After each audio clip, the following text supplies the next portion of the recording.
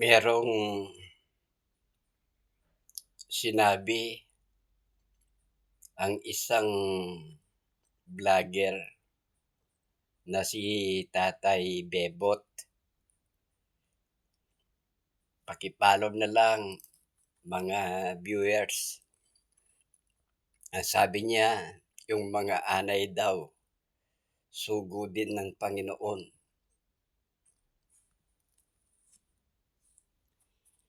Mga nilikha ng Panginoon ang mga lahat ng mga bagay dito sa mundo. Maaaring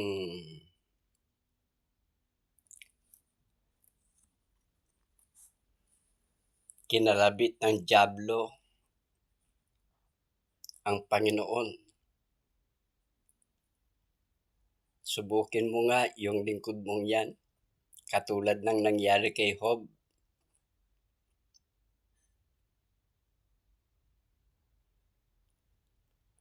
Uurong yan. Aatras yan. Hindi niya maihahayag ang mga wastong aral. Tularan po natin si Job, na ang sabi ni Job, ang kanyang paninindigan, ang kanyang prinsipyo, nagmula ako sa alabok, babalik ako sa alabok. Sa makatwid, hindi niya tatalikuran ang ating Panginoon. Maninindigan siya. Sabi nga ng Panginoon, magtiis tayo hanggang sa wakas.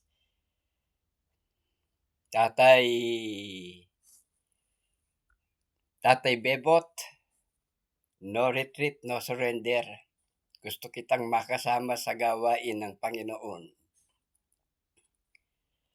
At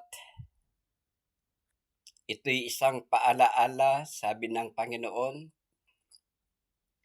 sa pamamagitan ng isinulat ni Apostol Pablo sa mga taga-Pilipos, magkaroon tayo ng pag-iisip na ito'y nasa ating Panginoon.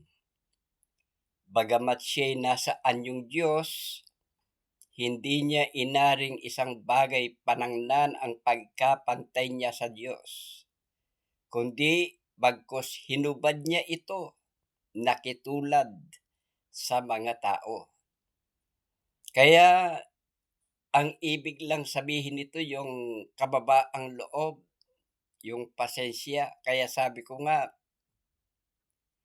doon sa isang pastor sa Palayan City, pigain niyo ako, pahirapan niyo ako sa mga tanong. Gustong-gusto ko naman yung pinahihirapan sa tanong. Hindi tayo gagamit ng mga anong sagot. Ang isasagot natin, mga salita ng Panginoon, at tayo ay aasa na ang kasama natin ang Panginoon sa mga pagsagot. Kaya ang social media ay gagamitin natin para ang mga tao'y maakay, manumbalik sa Panginoon, magbalik loob, at higit sa lahat, gampanan natin ang ating katungkulan. Kaya maraming salamat. Bagamat lobat ako, pinagsikapan kong sagutin.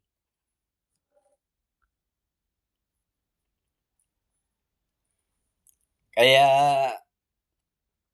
nawa magets po natin yung punto de vista ng Panginoon. Sa halip na mainis tayo, tawanan na lang natin at makita sa atin ang kababaang loob. Susunod tayo sa Panginoon, no retreat, no surrender. Hanggang sa kamatayan, kaya inuulit ko sa Diyos po ang lahat ng kapurihan. Kaya sa kasalukuyan, hindi ko alam kung ano ang uunahin, pag-aayos, pagbablog, at marami pang mga ibang mga gawain. Sa Diyos po ang lahat ng kapurihan, muli pagpapala ang sumaating lahat.